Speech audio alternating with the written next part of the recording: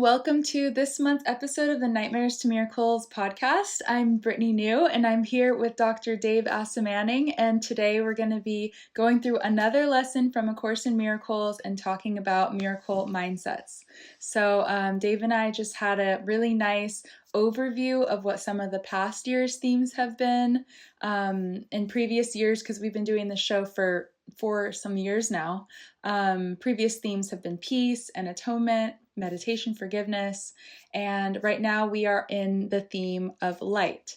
So today we're going to do a lesson on light from A Course in Miracles. Dave is going to break it down as he does, and we're going to see how we can apply this to what's going on in our lives as leaders and what's going on in the world right now. So Dave, why don't you introduce yourself and tell us more about what you do as an executive coach? Thanks so much, Brittany. Thanks for that intro. Good to be with you again this month. And always wonderful to hear your teeing us up to get started. Love it. So, yeah, I fancy myself as an executive coach. There's a reason for why I say it that way, but I won't get into all of that just yet. Suffice it to say for now that I came to this by way of psychoanalytic psychotherapy with a pastoral emphasis. So, yeah, I've been doing executive coaching in one way or another since 2000, the year 2000. Uh, Initially under the guidance of my mentor in the Episcopal ordination process in the Diocese of Connecticut. And then I dropped out of that process, and she was still a very great and powerful mentor to me. She and her husband were very helpful to me. And then just started doing a lot of self-study around executive coaching. So what I've done up until probably the last, I would say solidly up until the last 6 or 7 years, has been really working on leadership in a very organic way, any level of leadership, whether it's somebody who leads the choir at church, whether it's somebody who is leading their family at home, softball team, whatever it is. It's like, and also the corporate types of leadership that we typically think about when we think of entrepreneurial leadership. And then increasingly, in the last 6 years or so, I've been guided to work with ultra high net worth clients. And so these are people who have a net sort of investable worth, financial wealth of maybe say north of $30 million. Then I landed on a group called Tiger 21, where membership in that group requires investable wealth of $20 million. So it's been a very interesting journey, and that's where most of my clients are drawn from. And I really respect a lot of strict confidentiality around all of that. But it's just been a wonderful opportunity to share my model with clients within that world and clients who are adjacent to that world. So in other words, I might have somebody who's not in Tiger, but they have a whole cluster of friends who are at that sort of same level they are as peers, and I get those as clients too. So I get referrals from them as clients. So something I discovered last night on Twitter, I wasn't looking for it, I was just doing some stuff on Twitter that gives a bit of a flavor of some of this. Is again, I'm not a financial advisor. It's all about miracle mindset with regard to wealth creation and philanthropy and entrepreneurship and things like that. But here's a guy by the name of Sam Parr, S-A-M, that's the first name, Parr, P-A-R-R, giving credit where credit is due, in case somebody wants to look for this person's link on Twitter. And then his handle is at the Sam Parr, just the same way I spelled it with a the, at the Sam Parr on Twitter. So that's his handle. And this is what he says. What's the difference between a $10 million, $100 million, and a $1 billion lifestyle? I asked this question in a group of mine, since we have people who are worth 10 million to 2 billion in this group that he masterminds around. And then he breaks it down. I won't go through all the whole thing laboriously. Anybody can look it up, but just a couple of highlights. 50 million to 100 I got it all wrong. Sorry. 50,000 to 100,000 is where you feel liquid for the first time in your life. You really feel like you have some cash, right? You feel rich. That's cleared after you've cleared all expenses and things you have to pay.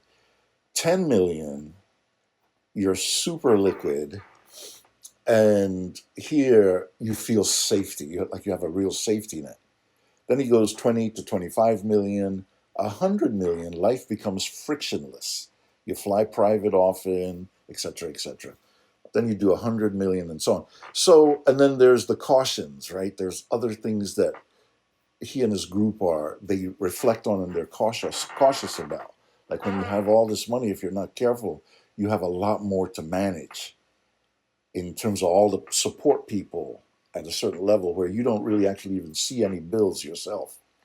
You have a manager who manages your family office and they pay everything and book everything. And so anyway, it's a real thing is what I'm trying to say. And this is what I'm usually thinking about is my clients in these different categories and some who are trying to jump from one to the next. And I have some clients who will say to me, "Hey, look, I am at 100 million, and again, this is made up, it's fictional, and nobody knows any of these people really. They're composites, but I'm at 100 million. But I think that by the time that I'm exiting, transitioning out of this life, and I'm done, I want it to be a zero sum game. It'll all have been given away. I'll have lived the best experiences. I'll have willed it to people, so that I want to live in such a way that." I'm excited about my life every day, every week, every month, every year. And I'm spending, not just thinking about accumulating more stuff, which seems to be a theme for all of these very wealthy people. It's accumulating stuff is like a ball and chain, of whatever kind. So, all right. So that's a little bit of I try increasingly on these calls to give a little bit of texture about what the work is like, right? So for me, it's about people who want to be clear about their will. They want to be clear about their different contracts, where they're going to live, uh, the number of houses they want, whether they want to buy a plane or rent a plane. I mean, and again, we do all of this through miracle mindset. And as we've talked about before, uh, again and again and again, relentlessly on the show, miracle mindset is when we find solutions to problems that seem impossible to solve, right? So for a lot of people at a certain level, it becomes about people who are terminally ill. I'll get a session with a client. We've done many, many things about parenting, about their marriage, about all from a miracle and their business from a miracle mindset perspective. And then they'll be like, I got a really good friend. And it looks like, the doctors don't give her more than 3 months to live. Is there something we can do to talk to them, to set it up so that they could have a miracle, whether they live or whether they transition, that it could be a miracle mindset type of thing. So it's a little bit of my work. Uh, any reactions, anything you want to say or ask? And then we'll go to the next phase of our call, which is going to be the miracle journey that we've been on together. Mhm. Yeah, I just wanted to kind of add another layer of what you do to everything that you've said, which is that you're not focusing just on mindset, and you're also not focusing just on wealth, but you're focusing on miracle mindset, which is almost like the transition of having a miracle mindset and turning it into the miracles that we see in our lives. So that's a very unique space to be in, and I don't know any other executive coaches that specialize in that. So yeah, I think that's my reaction to what you're saying here. Thank you very much. I really appreciate that so much. I think on a previous call recently, maybe it was the last one or the one before, I was talking about the guy Bill Campbell that I recently discovered through the former executive chairman of Google, Eric Schmidt. And that executive coach's name was Bill Campbell. He's deceased now.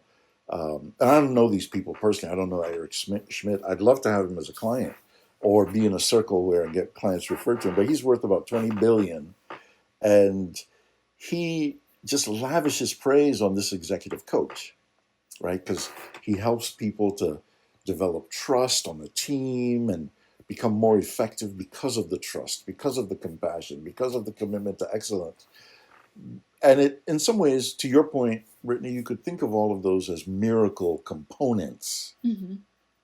And sometimes you'll hear them on different podcasts or things. They'll say, "Oh, it's such a miracle," right? So it's heartwarming, but it's not in the robust kind of holistic way that we keep naming it and addressing it. And through A Course in Miracles, the whole thing is about Jesus's ministry of miracles and how to learn to do what he was doing, literally, uh, without it being religiously sort of fundamentalist or um, sort of browbeating or scary or whatever. So we'll talk about some of that today. I'm very excited to get to the lesson, actually, thinking about what you're saying. So thank you for those thoughts. Yeah, it's very broad, it's very human, it's very spiritual, but it's also, it's like in a restaurant. If somebody says, "Yeah, I don't want the food too hot or spicy," I'm like, "Yeah, okay, we don't have to make it too hot or spicy," which means in my lingo,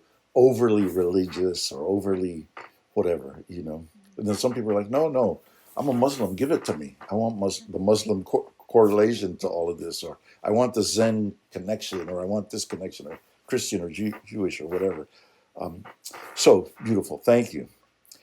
All right, so we're going to shift to our next sort of category. We've been working on this together. Thanks, for Brittany, for being a dialogue partner in all of this. We've got, I don't know, about 10 or so different segments to the podcast. And rather than try to fit all of them into each show, it's become more like a menu where we'll touch base and experiment with which ones to pick out and maybe do 3 or 4 rather than try to cram 10 in. But it's nice to have a diverse set of things that are all part of the best practices of the show. And for for inquiring minds, if anybody's curious, one of the things I am trying to learn to be more disciplined about is to get to the point sooner. Now I know this isn't TikTok, and so sometimes I'll be watching things on TikTok, and I'll be like, "Wow, will you ever get to the point, whoever it is?" 2 minutes later, 3 minutes later, I still don't know what they're talking about. I feel like it should be in the first 10 seconds. But this is not TikTok. This is a long form process.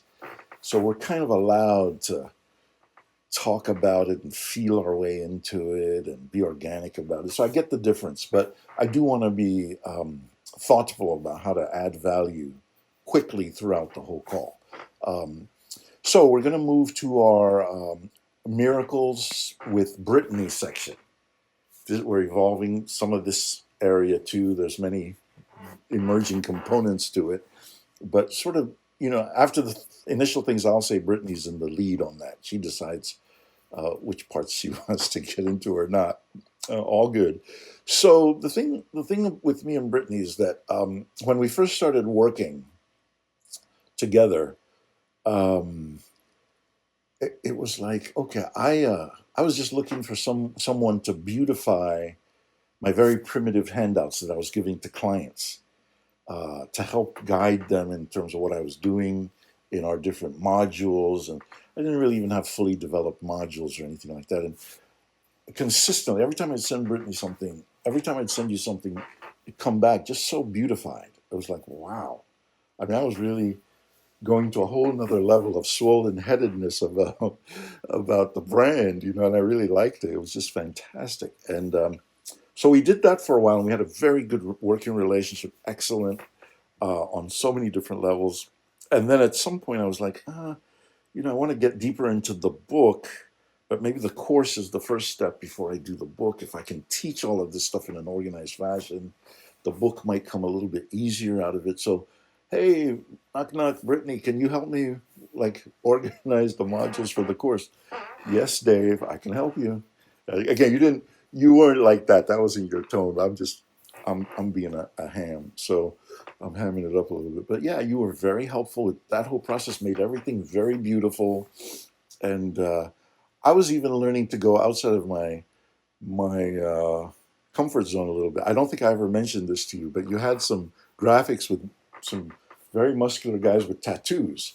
And I was like, that's we're just going to keep going with that. I'm not going to say anything. I'm not going to do any reactions. I'm just going to keep going with it. I was like, yeah, okay. This brand is definitely going places, man. It's like, uh, I don't know if you knew that or had thought about that. Again, it's not critical or negative of any of it. It's just like, okay, it's a bit of a, it's a different, not the button down sort of preppy wannabe look. It's a whole different thing. But I was like, yeah, I mean, your work was so, um, so full of charisma and light that it was like, yeah, okay, I can take, I can take my lead from Brittany. So we did that, and then the book came out of that. It was a lot easier, of course, to rearrange all of that effectively into the book, which came out in 2021. Now it's been a while, but just loved the whole evolution, and that we've got a course and we've got the book, and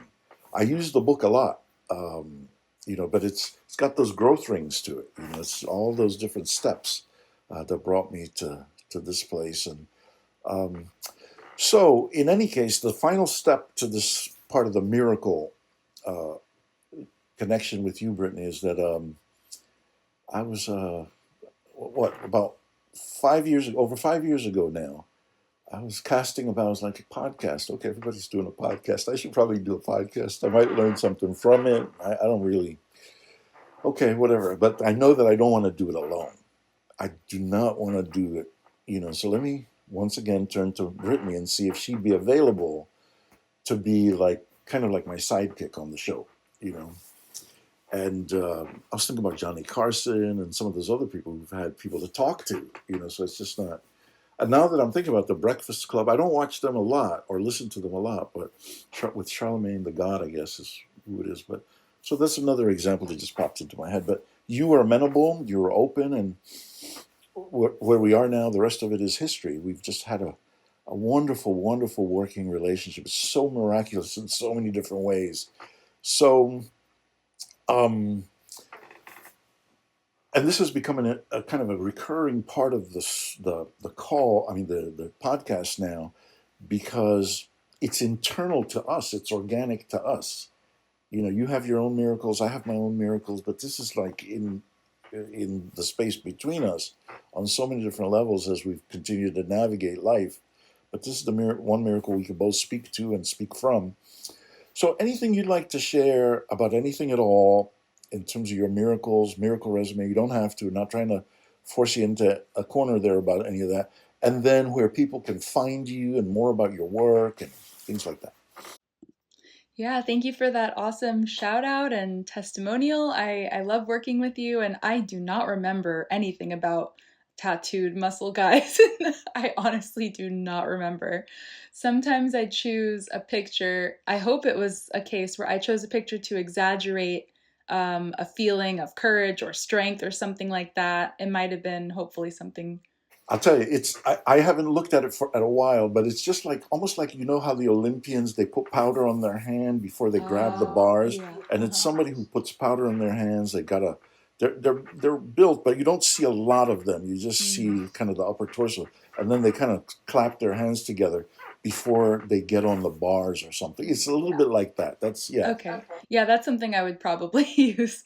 yeah, Just yeah, something to cause emotion and make people yeah. feel Just ready like you said, or pumped, yeah, things like that. exactly. But yeah, I never want to put anything that's I don't know, obscene, of course. No, no, no. No. Nothing inappropriate No, at no, all. okay. Nothing or nothing even that wild. It's just me in terms of, Yeah. not being up on, youth, what I call youth culture, if you will. So I understand. But no, it's been such a pleasure working with you and helping with you in various capacities with graphic design, with brainstorming, even, helping with giving feedback on the book that you wrote, things like that. I didn't probably help you write the book, of course, but all these steps, though. Sorry to interrupt you. Yeah, I hate to interrupt you. Sorry, very, very rude. But the whole evolution of the thing, right? I got more confidence because of the way you were beautifying things, and it made me want to even do better.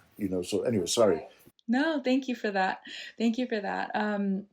Yeah, and in terms of my miracle resume, because I always say that it's such a pleasure doing this show with you and learning about miracle mindsets, learning about A Course in Miracles, which you completely introduced me to. And so I get to take these at the end of each episode, we do like a little application or call to action, and I sometimes take them and do them myself. Most of the time I try to.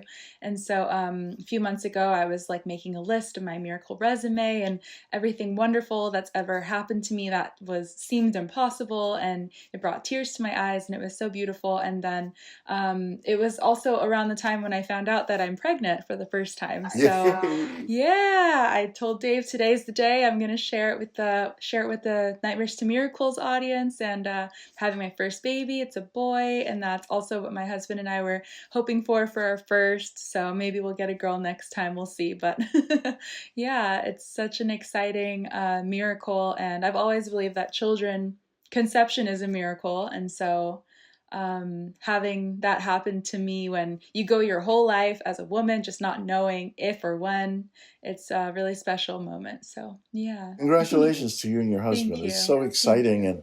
and get to, in this process that we're in together, be a witness to the generation of your family, Mm. uh, in addition to you and your husband, and then parenting. And it just feels like, and we were talking about this a little bit, chatting about it a little bit, and I was like, yeah, how to continue to make our environment here a family friendly environment. And we might hear a baby cooing or crying, or one day it could be very exciting to have that. Again, Yeah, nothing whatsoever about exploiting your child, of nothing like course. that. But just, sometimes people, it's a big thing online. People rush to like use their children to like do something, and again for their brand, and that's not what we're talking about at all. It's just my feeling about it, and the spirit I have about this is that it's a blessing. It's just a very organic feeling of the human experience, family.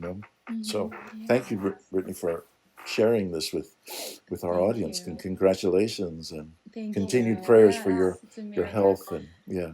Yeah, thank you. Even just meeting my husband the way that we did, it feels like a miracle. Like in these days, it's not easy to get the kind of semi-traditional lifestyle you might have thought of as a little girl. So it's all been very miraculous, and I couldn't have orchestrated it if I tried, because I tried. And it had to happen the way it had to happen, and it's been such a blessing. So yeah, I give credit to some of the mindset work that I've done. I had to come at peace with a lot of things. I had to forgive a lot of people. I had to um, allow myself not to ruminate on things of the past in order to focus on the future. All of that is what we talk about here on this show. So it's very important. And then it's going to be continuing to be important as I become a parent and have to surrender to what this world also has to offer to my child. I can't control everything. I just have to pray and hope for the best, essentially, but we have tools in order to do that without just praying or just hoping. Mm-hmm. Very profound thoughts. Thank you for sharing those. We haven't uh, pre-planned any of that. I like the spontaneity of what you're sharing about, you know, um, your own mindset. And it spoke to me too about the forgiveness process, right? It's like, oh yeah, I have a few more people I got to forgive too. Uh, so it's an ongoing thing. So thank you for sharing those things. And again, we'll be talking and doing, like I said, in a non-exploitative way.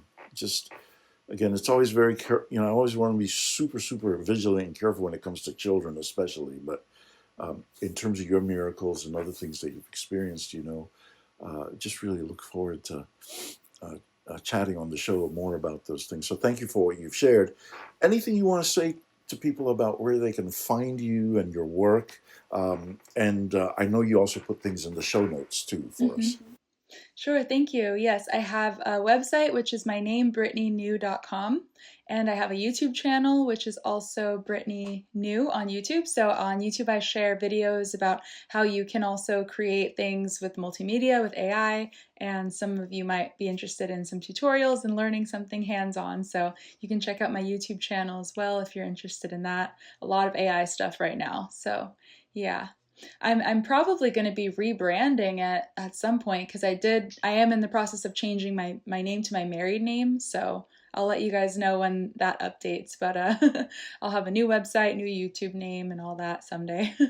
Wow, So yeah, exciting things in the works. Yeah, and yeah. I also put a link to you in our newsletter, our Mm, monthly newsletter that goes out too. hmm. So looking That's so forward to great. all those exciting evolutions. Yeah.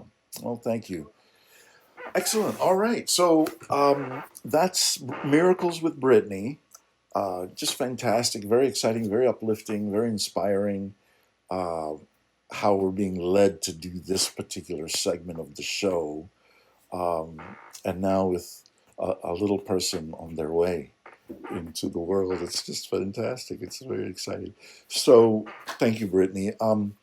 So we'll go now to the lesson itself. This is sort of the main input in terms of miracle mindset, uh, in terms of a didactic or a teaching about it. So we're going to do lesson 93, and the headline is Light and Joy and Peace Abide in Me. Light and joy and peace abide in me. And then my sinlessness is guaranteed by God.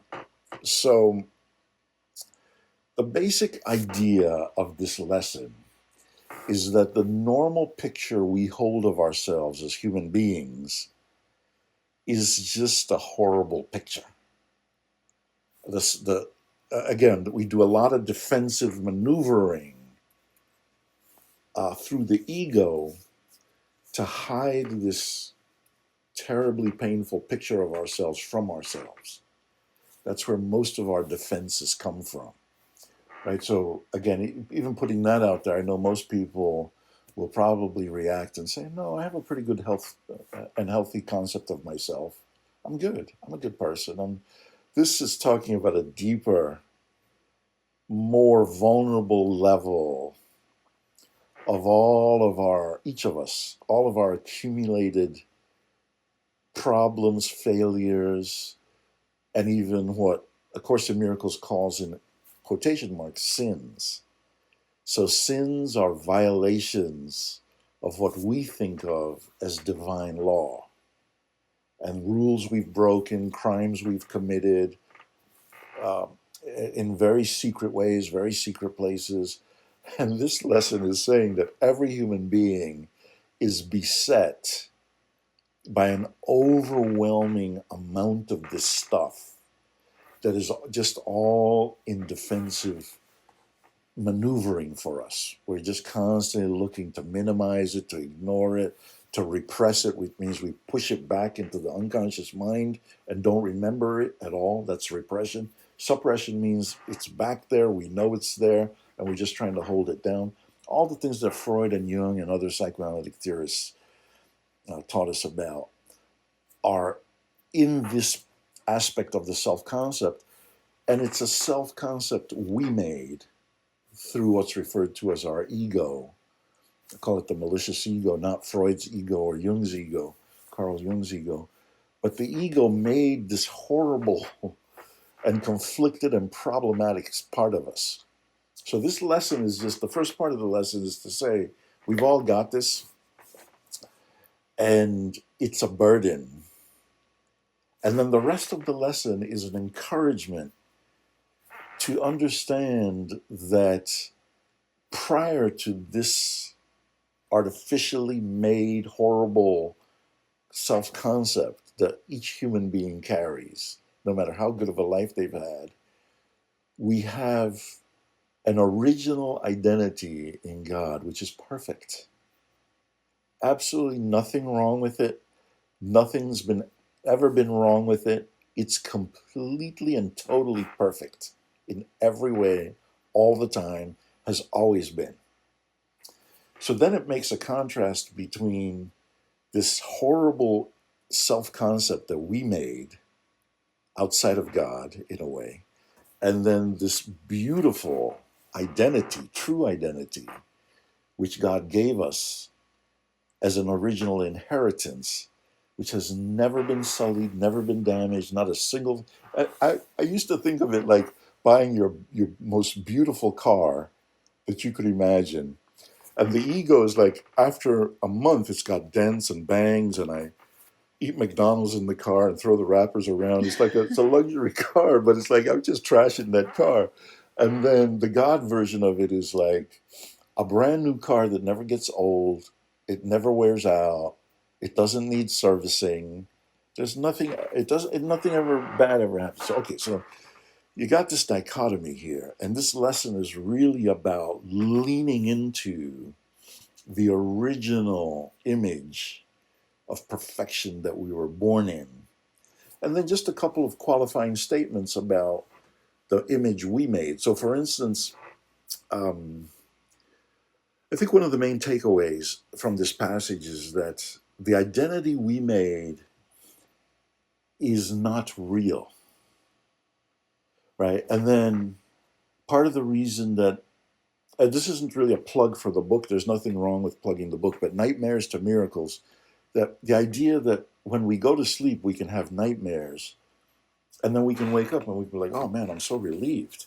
That nightmare was kicking my butt, all over the place. And I was scared and I was frightened. I woke up and I'm like, I'm just so relieved there's no nightmare. It's not real. There's nothing there. Right. So that's what this lesson and the whole course is teaching about this horrible identity that we have as human beings. Now, I'm not going to answer this question right now. I don't even think I fully know the answer to give, but somebody might come up right away with the Hitler question. So, are you saying that Hitler or anybody else in history that was terrible, objectively, and that we don't like, and did cruel? And yeah, this lesson would be saying that every single human being has this same perfect original side, and then they have a side that they manufactured that is horrible, but at the end of the day, it's not real, right? And the reason that I'm cautious in talking about this and don't want to claim to be teaching about it now, it's not the main purpose of the podcast today, is that from past experience, I mean, if you talk to people who have had family history in the Holocaust or in other types of genocide or in deep slavery, or, again, this is not something that you can just glibly put out there, that the perpetrators of evil things in history have a perfect soul, that the terrible side of them is just an illusion about. I mean, again, it takes a lot more thought and building it a lot more carefully. And this is lesson 93 in A Course in Miracles. There's 365 lessons, and there's a whole text. So again, just to pick things here and there and be throwing them out glibly, I don't want to do that. But the core belief I have is that we're all like the prodigal child in the Bible, uh, created with a perfect inheritance, which we choose to leave, and we can also choose to return to. And then the rest of whatever we did is forgotten once we come back home. All right. So let me see where we are with anything else I want to read before I check in with you. Here we go. We've got exercises, right?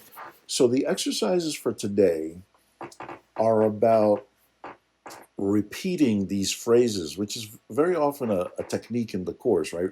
Mind training through repetition of short, powerful phrases, which are a portal into this bigger divine spiritual world. So here are the two phrases. Light and joy and peace abide in me.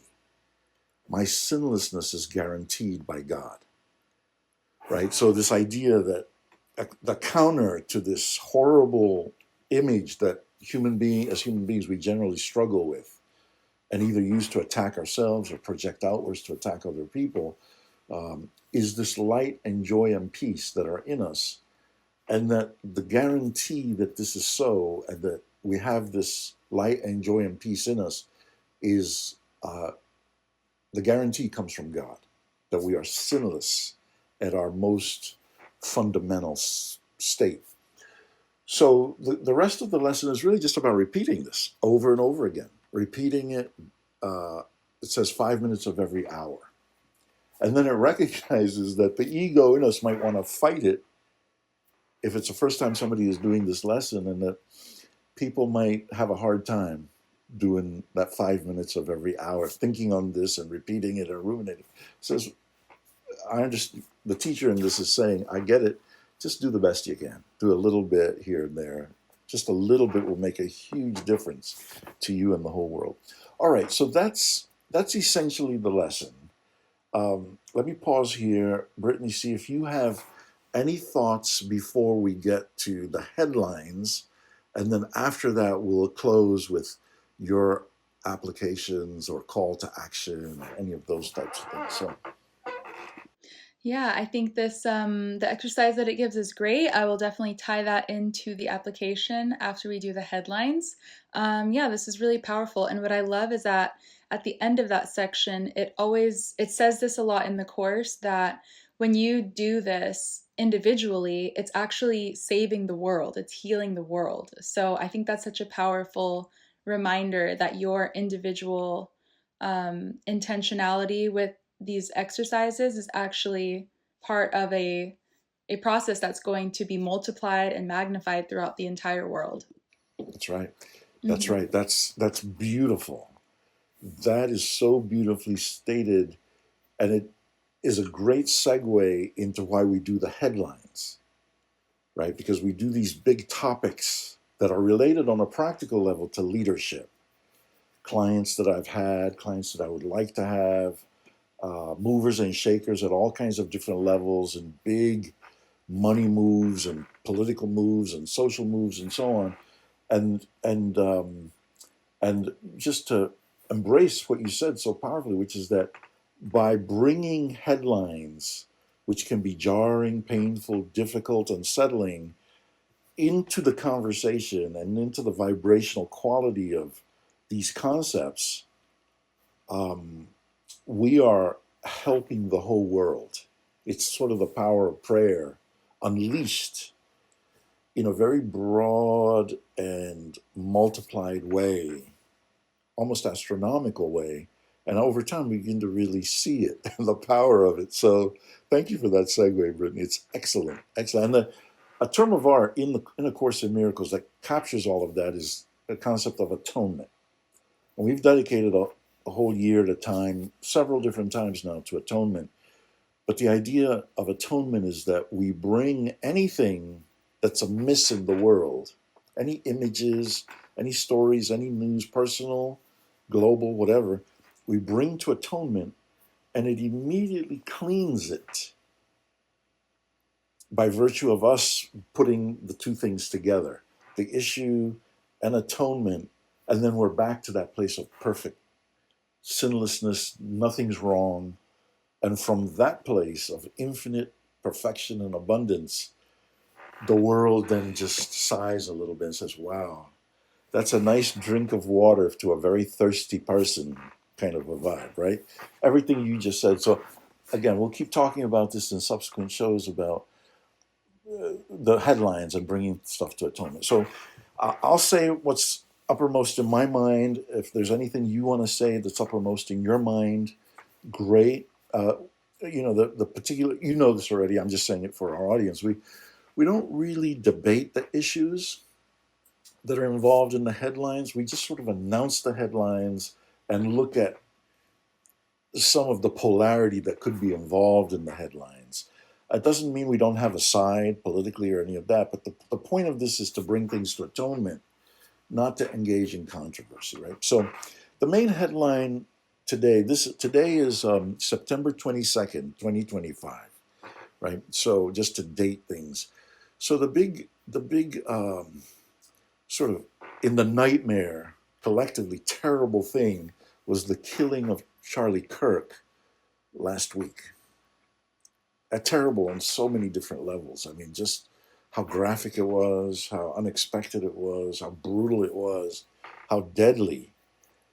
I mean, it was just like, oh my God, like, okay. And then this young person died in front of the whole world, um, and then um, all the things that come out of that death, the politics and the ideological leanings this way and that way. And it's just been a wild ride for America, I think, and for the whole world on so many different levels. So I just want to bring that headline, the killing of Charlie Kirk. We all know what the sides are and what some of the arguments are. And again, like I said, at another time and place, maybe, but here just want to highlight how much of a lightning rod this has been, a flashpoint to like just intensify a kind of family argument that's going on in America. Okay, so that's the headline. Um, for you, Brittany, anything you want to say as a headline or anything you want to comment on about this in relation to our miracle mindset before we move to the final stage of our call? Yeah, I want to add to this particular headline and say that I'm actually the one thing I'm surprised about is how much of a headline it has become.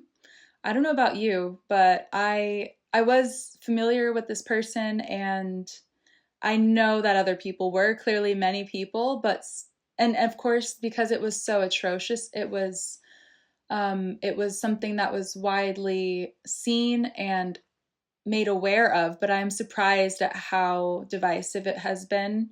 And it just makes me think about how the world that we're living in, it feels like it's so full of, yeah, for lack of a better word, it's full of rage, and people don't have the tools that we try to use on this show to release some of that rage in a healthy way. That when something happens, it almost seems like if anything happens, then they want to use that as an opportunity to release that rage, especially online. It's such a weird time to live in. And it just reminds me that it's never been more important for people to learn how to regulate that. And not everybody has tools. And maybe what we talk about on this show isn't a tool that is going to work for everybody. We believe it could, but so everybody needs something to deal with it because there's this symptom going around, which is this rage. And it's just never been more visible, I feel like. Yeah, I mean, I'll personalize it a little bit. Thank you for what you just shared. I agree with you entirely. I wasn't clear where my rage was coming from last week, as an example, Mm. but Mm-hmm. I went to, the places I usually go for lunch, my lunch break, to get away from the computer, to get away from the home office and all of that. And I was just very unpleasant to a couple of different people. Didn't know them. They were just servers where I was having lunch. And I was just so intolerant of little mishaps. I was just really like hawkishly watching for fault and mistakes. And again, I wasn't, I've learned not to directly attack people and make them responsible, but I was still expressing a certain level of rage and displeasure. So there's a difference between saying, "Oh, you're stupid," or "You're a jerk," or I mean, I stopped doing that, thankfully, but I used to do that, but I've stopped over the last 10 years. But here I'm like, yeah, okay, look, I'm the customer. I'm not happy. Okay. Oh, well, whatever you're looking at is corporate. That's what they say back to me. And I say, well, so corporate, yeah, I'm sure they would care about me as the customer if there was a couple million of us marching out or so. I would say something smart like that, which is what's happened with Disney and Hulu and blah, blah, blah, blah. This week with Jimmy Kimmel, which is another whole headline, still related to Charlie Kirk, the gift that keeps giving in a way. So yeah, to your point, I'm just trying to stay close to the idea that I felt rage last week and I couldn't figure it out. And then I was getting ready for the call. I was like, oh, yeah, the ego, my ego, is all riled up. A lot of people's egos are riled up, and we're just ping ponging off of one another. Yeah, but I have to say, Dave, not to interrupt that, I don't think it's organic. I really don't think it's organic. And I think that social media plays a huge role in this. And it seems to me that, there are not just people, obviously, the rise of content creators. As you said earlier, we don't bring up these headlines to get clicks or clickbait or anything, but a lot of people do that. So there's that, not to mention advertisers who, yeah, news broadcast agencies, and a lot of them have found that emotion equals profit or divisiveness equals comments or things like that. So I think that there are just people where they've knowingly or unknowingly made that their strategy. And I'm considering completely leaving any kind of I'm going to start calling it anti-social media because that's what it's become. Anti-social media platform. I like YouTube. I'm on YouTube, and I find that if people are willing to at least consume something that's long form, hopefully they get a better picture of what's going on, at least. And of course, it's not as intertwined with, your friends are on there commenting on things and your family and your grandma and all that stuff. So, YouTube is a platform if you want to, be a speaker or consume something long form, but it's certainly not a social media either. So, just leaving all the anti social media. Yeah, no, it's great. I mean, I love what you're saying. It's a lot to learn from what you're saying. Yeah, I'm still on the upswing, I think. You probably have learned a lot of this social media stuff. Obviously, I mean, you're an expert in it. You teach it, you coach it, you have clients in it, branding and things like that. I'm still crawling my way Hmm. into the opening of the cave that all of this is Hmm. in. And Well, I wonder. I'm not very active on LinkedIn, but I wonder were some of the same conversations happening there because I would think not. yeah, LinkedIn gets a bad rep because LinkedIn uh, is like a show off type of place on the Mhm. on the sort of the negative side. Professional. Oh, on the Yeah, negative side. Okay. Mhm. yeah, of what it's about. So people don't like it. It's like, oh, just look at me humble bragging about the trip Mm. I just took or the promotion I Mhm. just got, or it feels detached somehow from But real are people connection. nice at least? Are people at least nice? Yeah, Cuz generally people are more professional and yeah. nicer. Absolutely, no There's a doubt lot about. more maybe accountability because what you said earlier, I don't know if this was before we started recording or after about being intentional about protecting children. Every time there's a video of children on social media, no matter how innocent or not innocent the video is, parents get attacked. That's what I noticed. But on LinkedIn, I bet that wouldn't happen because there's that professionalism, and it's obviously not the place to post your children though either. But if you did, I don't think people would be as prone to attack. No, it's a good point. Maybe this is also why I don't really linger on any videos I ever see of children. I see them and I'm like, okay, this is too dicey on so many different levels. And I don't know who's gatekeeping about the predators of any. I mean, some of those things are really funny for the little kids and stuff, but it's inappropriate to me. Just so to your point, I there's a lot less of that. It's all filtered out, mostly filtered out, I think, on LinkedIn, together with all the other things that are predatory, that can happen in a place like TikTok and some of the other places. But there's just a lot of just questionable material. But for instance, if just for the sake of our conversation, we're bringing in atonement, right? That's the thing that we're doing, and we're bringing in this reset to divine perfection in everything. But these are all some of the problems that are out there, right? So it just seems like in the Charlie Kirk thing, like one of the big problems is that it can make your head spin if you're not careful. But people say, "Oh, Charlie Kirk was a Christian and he just said loving things." And then you list all the things where he says, I think they should bring back public executions and start killing people publicly. That would really make my day. Or these black people over here aren't qualified. They took a white person's place. Or I see a pilot boarding my plane and I'm not sure if they're qualified. I mean, he says these really, and then people are like, oh, show me where he says things that are unloving. And then you share them and they're like, oh, that's made up, or it's AI, or you didn't watch the whole thing, or I mean, it's like there's a foregone conclusion, and no matter what evidence you bring, and so to me that's a fool's game. It's like that kind of back and forth about anything. It's just like without this higher level that we're talking about. Not trying to say it's better, although I can claim that it's, for me personally, it's more peace inducing.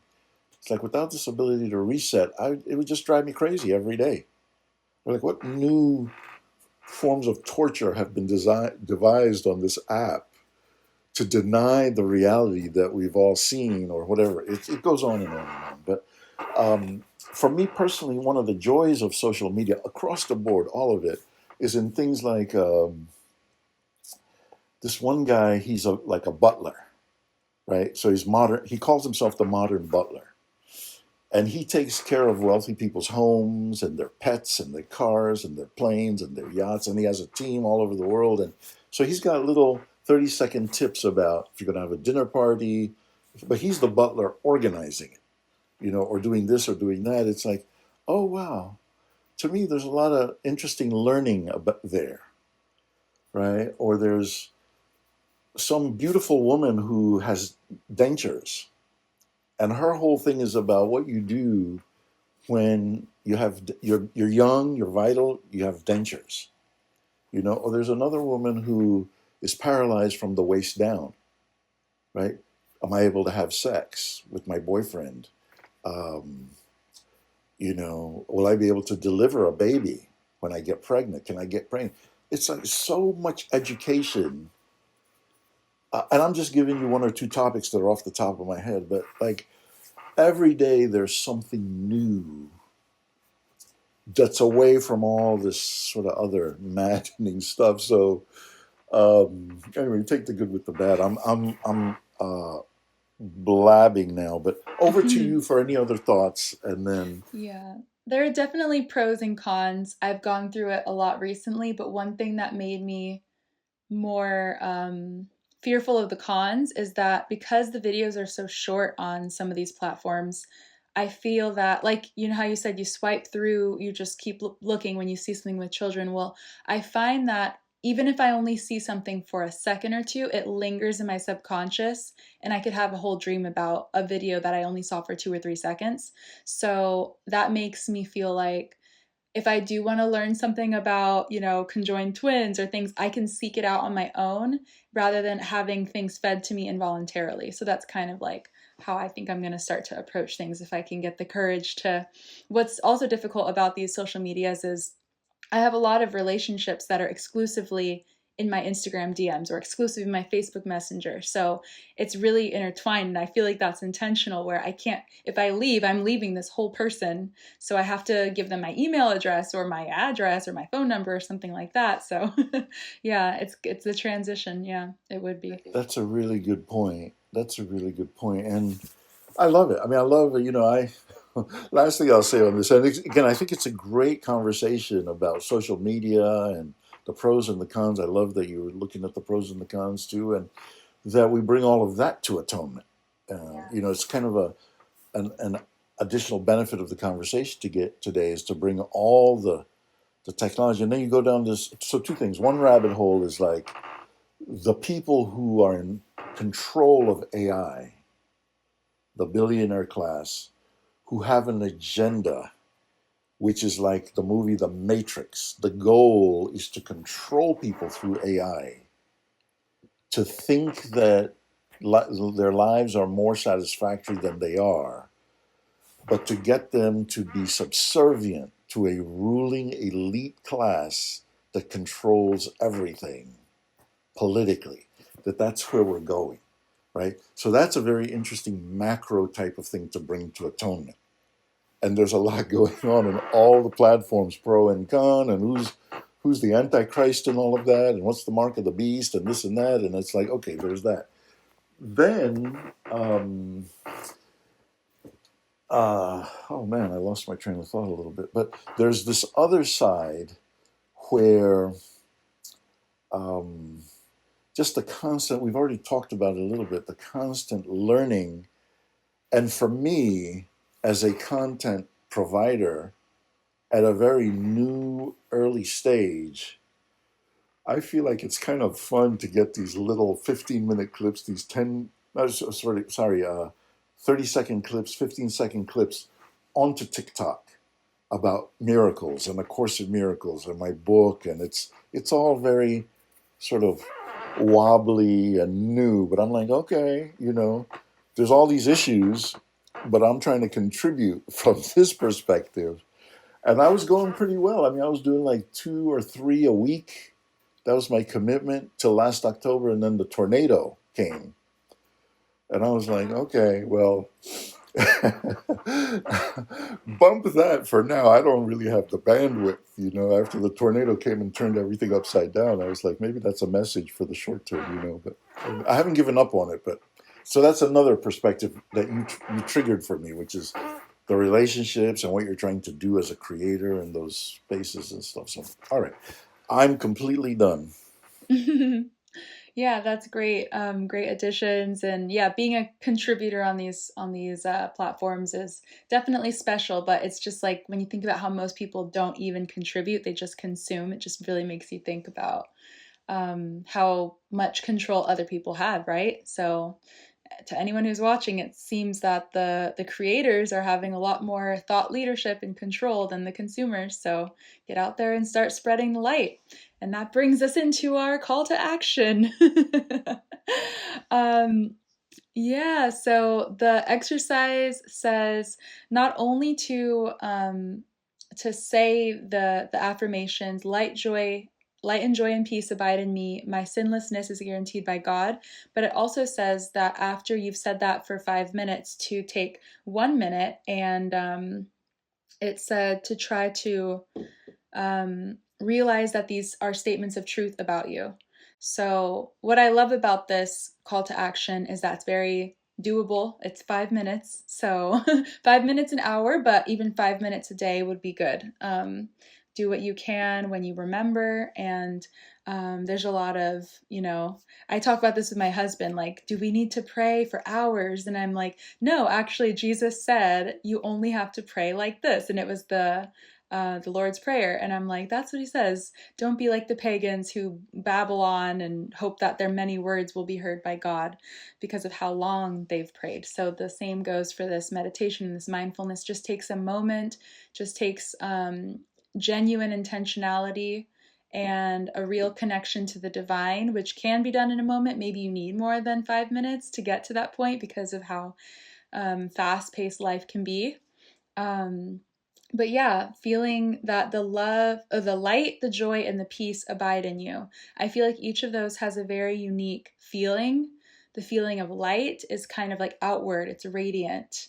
And then joy is, of course, more internal and it's more maybe um, colorful. A feeling of joy could be colorful, and a feeling of peace could be quiet and still. And so, going through those different those different truths about you, those feelings can be very helpful in achieving the exercise in this lesson. So that's the call to action for today. And that's all I think that we have for you. Is that all, Dave? That is all. I just want to remind Okay. everyone that you do miracle things with the podcast elements. We've got the video, Yes. we've got the written blog. That's exceptional. You do things to that. I now go to that every time we put out our newsletter, where it's like, wow, I don't know what you did to this, but it's like it's shining and there's a light and joy coming out of each time like that I look at it. So again, not to put pressure on you, if you just want the AI to decipher it and put it into the document, fine, but you do something really amazing to it. And then we have the audio, but again, not promoting those things, just telling you how, not, again, nothing wrong with promoting them, but the point of this was to say I really enjoy whatever it is you've been doing to the written blog and the other two expressions of the blog. So that's it. Thank you for the application, the call to applicate. Yeah. Thank you. All right. Well, thanks everyone. Yeah, if you want to refer back to this all, the blog is a good place to just quickly, so you don't have to scrub through an audio or video. It is meant to be a little more compact and concise and somehow try to make it poetic in a way if possible. Thank you. Yeah, so have a great month, everyone, and we'll see you guys in October. And then come November, we're going to be transitioning to the theme for 2026. Is that right? That's Okay. right. Absolutely. Yeah, exactly. Well, we'll have more to say about hopefully 10 years worth of themes that are coming up that we've planned out. So that's kind of a fun thing. But yes, thank you so much, Brittany. Thank you to our audience. Comments, questions, just let us know. And you've been sending in affirmations, and at some point we'll share those on the call, one of these calls again. But thank you, everybody. Thank you, Brittany. See you Thank next month. you. Bye, Dave. Bye.